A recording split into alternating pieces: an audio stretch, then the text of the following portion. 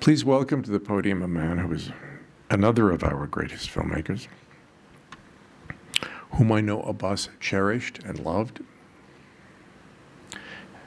and whom I'm most happy has agreed to join us here today, Martin Scorsese.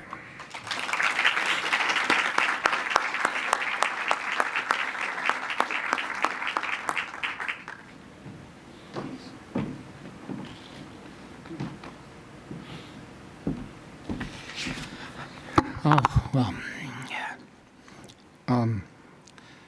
I'm sorry. I don't really know where to begin because it's been about 12, 14 years maybe that I knew Abbas. And we were supposed to be doing some sort of a project or a seminar. Last time we saw each other, we said, we'll be together again in February 2017. We were thinking of that. And over the past 12 or 14 years, we've met in different places around the world: Paris, New York, Marrakesh a lot. In Marrakesh, he'd have me come to some of these student gatherings that he had or seminars, and then have me speak and then play tricks on me.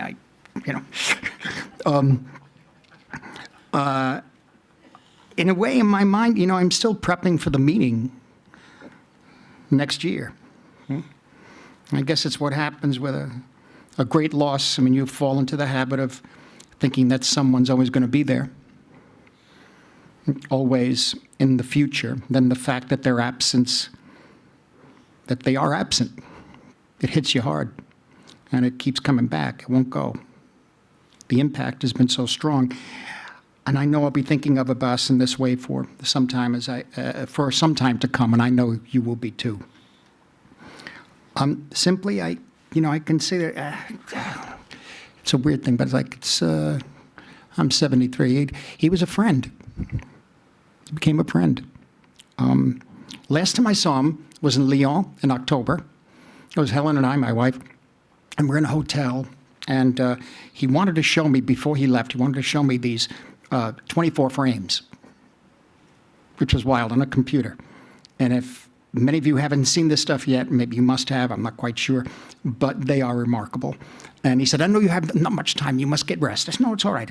No, I want to see how many. Each one is 4 minutes, And the first I saw was the Andrew Wyeth, Christina's World. And I talked about King Vidor, and King Vidor is the big parade that Andrew Wyeth was inspired by, the hill and the big parade when John Gilbert comes back from the war. All of this that inspired the paintings of Wyeth and the Van Gogh, all of this stuff. And that was it. I said, I'll see you next year. We'll work this out. And that was the last time I saw him. I'd like to talk about the first time I met him, which was at Cannes. I was the president of a jury, the Cine Fondation, which is for student films, right? I forget the year, but it was the first time I met him. I think it was maybe 12 or 13 years ago. And I had seen by that time, over a period of a couple of years, 4 or 5 of his pictures, starting, the trilogy, the olive trees, all of that. But I hadn't seen Close Up yet. Now, at an early age in my life, I was about 5 or 6, when I was exposed to Italian neorealist films, 1947, 48, whatever. And for many reasons, I was shocked by these films, by the purity and by the truth of the Italian cinema that I saw. The Open City, Paisa, Shoeshine, Bicycle Thieves. And I know Abbas loved these films too, I believe. Now, the interesting thing is, after I saw 4 or 5 of his films together over a period of a few months, I found that I experienced that same impact 65 years later. That it was something that just completely, just changed my way of looking at the world. And, now I'm the president of this jury. He's on the jury. There was some other nice people on the jury. And because of the impact that these films had on me, I was a little cautious to meet him. I mean, we finally get together and say hello, and the whole group together, and I see this guy. He's cool. He's got those glasses on, He didn't say anything. I'm saying, all right. Elegant, eloquent, very quiet, very careful with his words, always thoughtful and always studying everything, but it wasn't cold. It was some other thing going on. What the heck is this? So we spent the first day, I forget how many days we had of looking at these films. We spent the first day looking, and quite honestly, I was in the middle of my own morass of making pictures, and there's lots of pressure and that sort of thing. We're in the carousel of Cannes, all that madness, New York, LA. And at the end of the first day, they all suggested that we get together and maybe I give some guidelines for the jury as to how to proceed, as to what we think would be a good film or not, et cetera, et cetera. And I did that. But I really had no idea.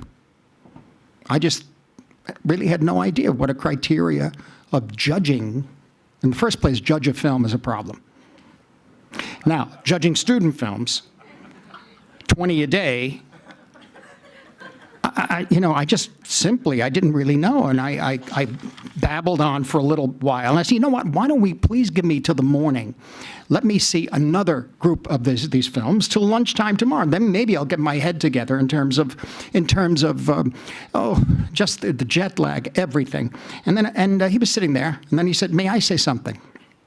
I said, "Of course." He said, "Can I suggest that today many short films are made merely as examples of a story that the filmmaker wants to get to make into a feature in the commercial world?" He said, what if we just experience these films as films in and of themselves, not made with any agenda? And I said, well, that's the man. That's the guy. I said, you got it. That's the way to go. You're right. You're right. I said, for me, what he was talking about really is the film itself, the experience itself, the film in and of itself, contingent on nothing but itself, has to stand on its own. And this was actually the kind of thinking and the way of seeing the world that I needed, and not only in cinema, but in my life, really. And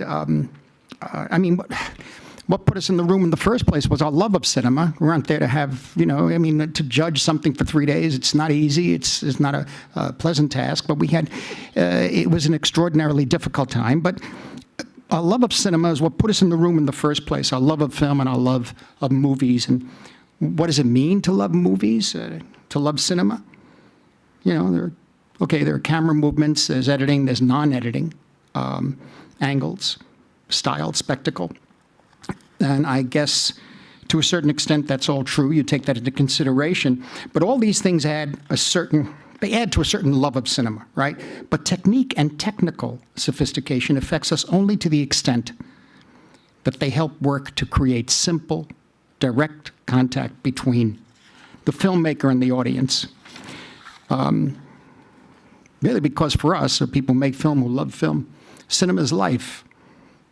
And when I see Kiarostami's films, when I see The Olive Trees, when I see ABC Africa, Where is the Home of My Friend, or The Wind Will Carry Us, or any of these pictures, the last section of 5, the fifth episode, I think. I found that purity again. I found that I wanted to spend the time with the people in these films. It was like a cleansing to spend time with the spirit of those films, those worlds, the spirit of the artistry, which makes me see people in the world in a new, refreshing, and hopeful way. Yeah. Simplicity, we talk about simplicity with Kiarostami, of course, of us, but purity being the key, but it's not easy. Many of Abbas's features are complex. Taste of Cherry is very complex, and Certified Copy, which is a beauty, is certainly complex. But they're there to be peeled away to get to the essential core at the center. And I'm thinking of Close Up. I've been thinking of Close-Up since I've seen it after that festival, you know, which, by the way, we had a great time at. Became very good friends. I'm thinking of Sabzian.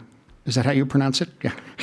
In Close-Up, when he's speaking before the court about why he pretended to be Moshe Makhmalbaf.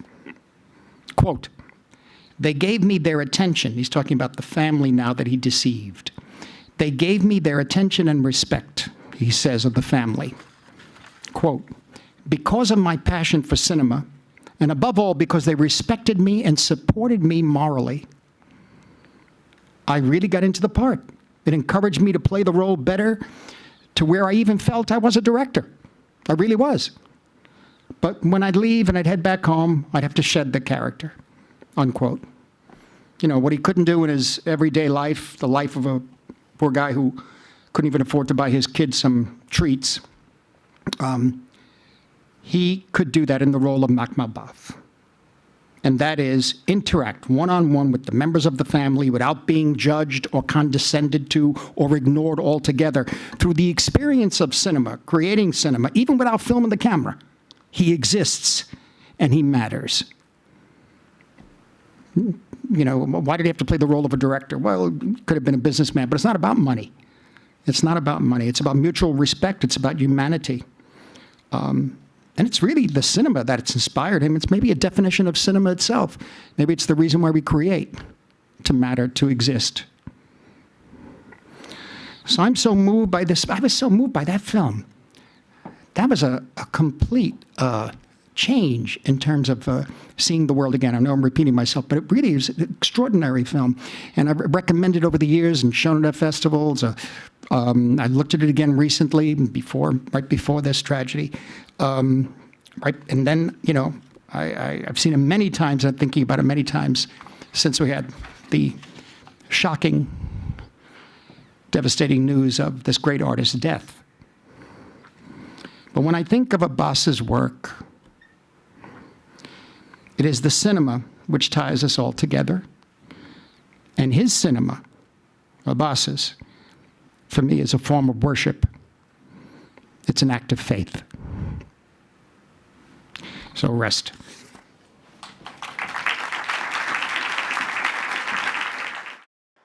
خوب که به راههای تو در تو نگاه کرد، حکایت آدمی را دید که در راه یگانه حیات از ابد به ازل راه می سپارد و در دل آن راه معنایی می جوید و در بیکران هستی هر یک راهی بود پیچ در پیچ، گاه رها شده در هیچ و گاه خطی ممتد که پایانش باغ و سایه سار درخت و چشم آبی بود در سنگلاخ.